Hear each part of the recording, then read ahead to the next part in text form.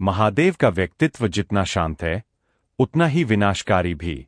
उनकी कहानियां हमें जीवन, प्रेम और वैराग्य का संतुलन सिखाती है। यहां शिव जी के जीवन की एक ऐसी कहानी है जो उनके नीलकंठ बनने और उनके असीम धैर्य को दर्शाती है। समुद्र मंथन और हलाहल का संकट।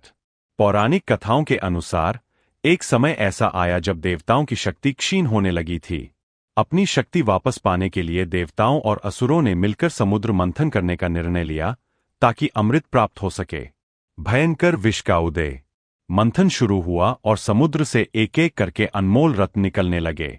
लेकिन अचानक समुद्र से एक अत्यंत भयानक और काला विष निकला, जिसे हलाहल कहा गया। संकट। यह विष इतना शक्तिशाली था कि इसकी गर्मी से तीनों लोग जलने लगे। देवता और दानव सभी अपनी जान बचाकर भागने लगे। अंतिम शरण। जब कोई रास्ता नहीं बचा तो ब्रह्मा और विष्णु समेत सभी देवता कैलाश पर्वत पर महादेव की शरण में पहुंचे।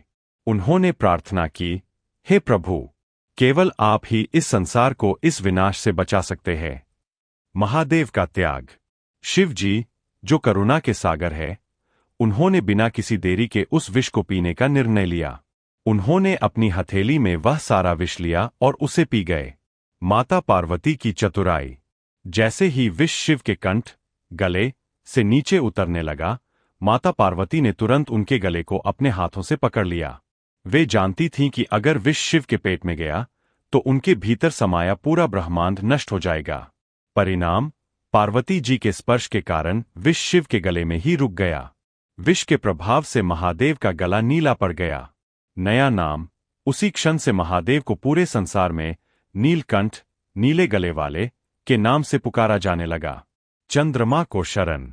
विष की गर्मी इतनी तीव्र थी कि महादेव का शरीर तपने लगा। उनकी व्याकुलता को कम करने के लिए देवताओं ने उन पर जल की वर्षा की। तभी से शिवलिंग पर जल चढ़ाने की परंपरा शुरू हुई। शिव जी ने शीतलता के लिए चंद्रमा को अपने मस्तक पर धारण किया। कहानी की सीख। यह कहानी हमें सिखाती है कि जिम्मेदारी, एक सच्चा रक्षक वही है जो दूसरों के संकट को खुद झेल ले। संयम। समाज में फैले विष, बुराइयों को गले में ही रोक लेना चाहिए, उसे अपने हृदय या आचरण में नहीं उतरने देना चाहिए। सत्यम शिवम सुंदरम। जो सत्य है वही शिव है, और जो शिव है वही सुंदर है।